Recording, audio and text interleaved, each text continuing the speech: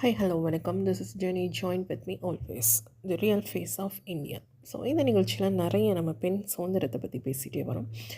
So அடுத்தது இந்த நிகழ்ச்சியில் என்ன தெரிஞ்சுக்க போகிறோம் அப்படின்னா, பெண்களுக்கான பாதுகாப்பு பாதுகாப்பு எந்த அளவுக்கு இருக்குது அப்படிங்கிறத நம்ம தெரிஞ்சுக்க போகிறோம். இதில் முக்கியமானது எங்கே வரோம் பார்க்க போகிறோம் அப்படின்னா, harassment and abuse. So harassment and abuse அப்படிங்கிறது என்ன வித்தியாசம் அப்படின்னு கேட்டிங்க அப்படின்னா, ஹராஸ்மெண்ட் அப்படிங்கிறது வைலன்ஸ்.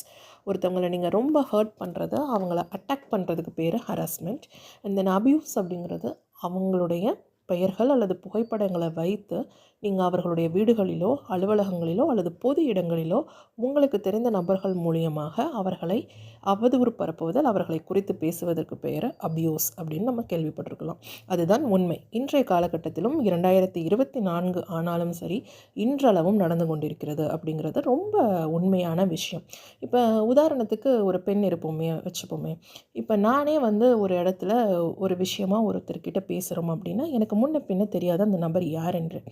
ஆனால் அந்த நபர் என்னிடத்துல அதாவது எப்படி இந்த அபியூஸ் நடக்குது அப்படின்னு பார்த்தீங்க அப்படின்னா, இப்போ எனக்கு தெரியாமலே என்னுடைய வீடுகளில் அல்லது நான் வேலை பார்க்கக்கூடிய அலுவலகங்களில் பொது இடங்களில் என்ன பண்ணுவாங்க அப்படின்னா, இதற்கான ஒரு நபர்கள் ஒரு குழு சார்ந்த அமைப்பு இருக்குது. இவர்களுடைய முக்கியமான முக்கியத்துவம் என்ன பார்த்தீங்க அப்படின்னா, பணம் பறிப்பது, பணம் சம்பாதிப்பது. அது எந்தெந்த வகையில் பணம் சம்பாதிப்பது, அதற்காக அவர்கள் நாடுவது எதை பார்த்தீங்க அப்படின்னா, பெண்களை குறிப்பாக வைத்து எடுக்கும்போது, இல்லை பெண்களை ஒரு கவர்ச்சி பொருளாகவோ அல்லது பெண்கள் மூலியமாக வியாபாரம் செய்தால் நிறைய வருமானம் கிடைக்கும் அப்படிங்கிறது இந்த ஒரு கும்பலுடைய ஒரு குழுவினுடைய நோக்கமாக இருக்கும். அப்போ என்ன பண்ணுவாங்க அப்படின்னு பார்த்தீங்க அப்படின்னா, இவங்களுடைய ஃபர்ஸ்ட் டார்கெட் பார்த்தீங்க அப்படின்னா, எங்கெங்கெல்லாம் லோ பீப்புள், அதாவது medium level, low level and high level people, இந்த 3 லெவலில் தான் கேட்டகரி இருப்பாங்க.